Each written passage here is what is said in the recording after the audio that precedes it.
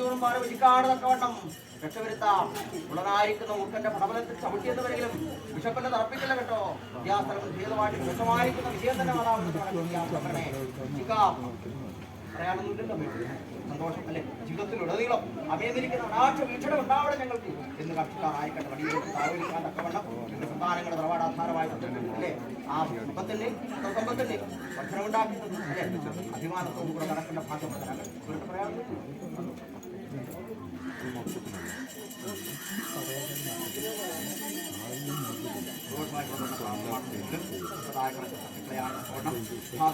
കാര്യങ്ങളൊക്കെ ജഗത്തിന്റെ വിവാദിച്ചിരിക്കുന്ന ജഗദീശ്വരി ജന്മനന്മ ഹൈമോദിയായിരിക്കുന്ന മഹാമായ ഒന്ന് രക്ഷിക്കാൻ പറ്റ ഉടമ്പരണയെ പെരുകളെ സന്തോഷമല്ലേ ജീവിതമല്ല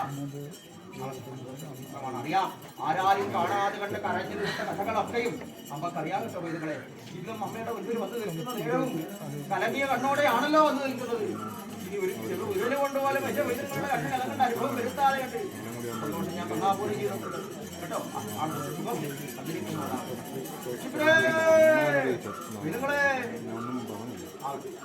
മുക്കോടി ദേവകളാൽ സ്തുതിക്കപ്പെട്ടവൾ തന്നെയമ്മ അല്ലെ. അങ്ങനെയുള്ളതായ ജഗദീശ്വരിയുടെ സമക്ഷം ഇങ്ങനെയൊന്ന് വന്ന് നിൽക്കുവാൻ സാധിച്ചത് തന്നെ മഹാഭാഗ്യമെന്ന് കരുതിക്കോ. സങ്കടമുണ്ടോ പറയാൻ അല്ലെ. മറ്റു സന്താനങ്ങളെ അല്ലെ അവർക്ക് പ്രയത്നം അഭിമാനങ്ങൾ ഉണ്ടാക്കി കൊടുത്ത് അല്ലെ നാളേക്കുള്ളതായിരിക്കും ജീവിതത്തിനകത്ത് നാലാളെ കൊണ്ട് ഇതോഗതി എന്ന് ഭയക്കാതെ കണ്ട് ശ്രീമാനായിട്ടും ശ്രീമതിമാരായിട്ടും കളിക്കാനുള്ള യോഗവും ഭാഗ്യവും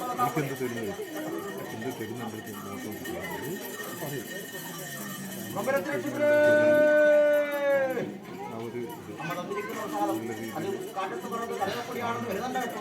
അത് 33 ദേവന്മാരും 66,000 കൂടി അനുഗ്രഹങ്ങളും അന്തരപർവ്വതത്തെ കടകോലാക്കിയിട്ട് വാസിയെ പാത്രമാക്കി ശ്രീമാരാടി കടയുന്ന കാലത്ത് ചിന്തിച്ചിരിക്കുന്ന അമൃതെന്ന് കരുതിയിട്ട് ആയിക്കട്ടെ. അയാൾക്ക് ഉണ്ടോ